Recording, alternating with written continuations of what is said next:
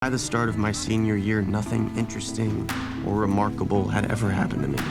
On the day I found out about the job, something finally happened. Set me on fire.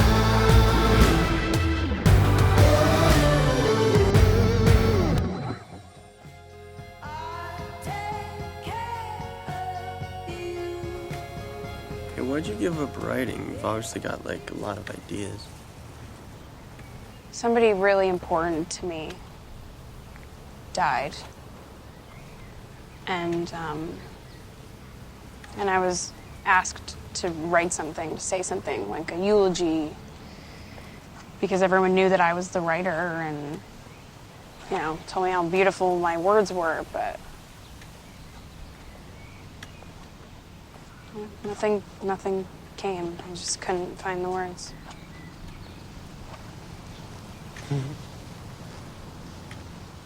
What? Oh no, it's just funny. Because, you know, I can't find the words when I talk, and you can't find the words when you write. That just made me laugh.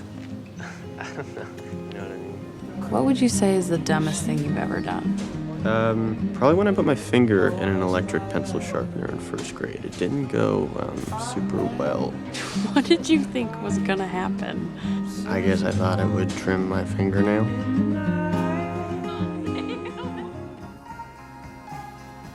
I do not love you as if you were the salt rose, topaz, or arrow of carnations that propagate fire. I love you as certain dark things are to be loved, in secret, between the shadow and the soul. The shadow and the soul. I love you like the plant that does not bloom, but carries within itself hidden light of those flowers. Thanks to your love lives darkly in my body, a certain solid fragrance that has risen from the earth. I love you without knowing how, or when, or from where. I love you straightforwardly, without complexities or pride, in which there is no you nor I, so close that your hand upon my chest is mine. So close that your hand upon my chest is mine. So close that your eyes close as I dream.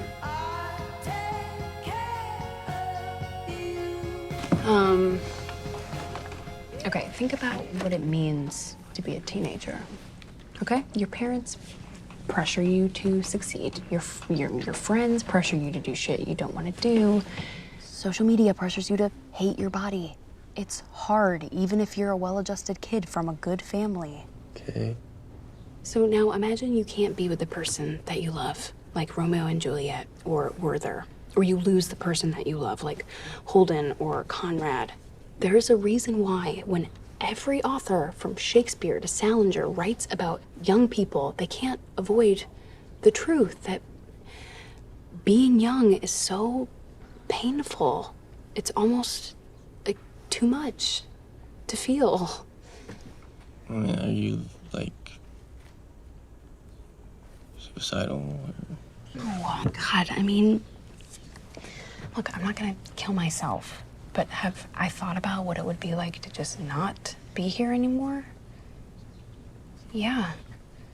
And I don't say that casually, but I do say it because hiding that shit and not saying it makes it worse.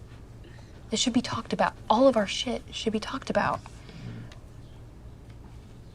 The teenage years are limbo. You're somewhere between being a kid and an adult, and the world, it tells you to be mature and express yourself, but the minute that you do, it tells you to shut up. The thing is, adults are just scarred kids who were lucky enough to make it out of limbo alive. When you're a teenager, the chemicals in your brain drive you to make decisions that rip you away from the safety of your childhood and drag you into the wilderness of adulthood. A friend once told me that adults are just scarred kids who were lucky enough to make it out of teenage limbo alive. I urge you to go outside and look at the world through that prism. Look at your parents, your older siblings, look at strangers you pass on the street. Look at them and imagine that at one point in their lives, they too walked these halls.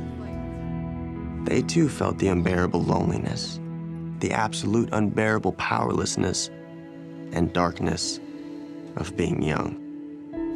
Number 2. This is 3. We tend to think of scars as ugly or imperfect, as things we want to hide or forget.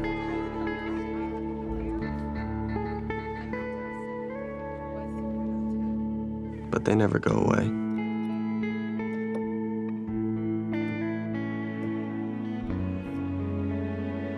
As I write this, my last editorial and my last issue, released on my last day of high school, I finally understand that scars are not reminders of what's been broken, but rather of what's been created.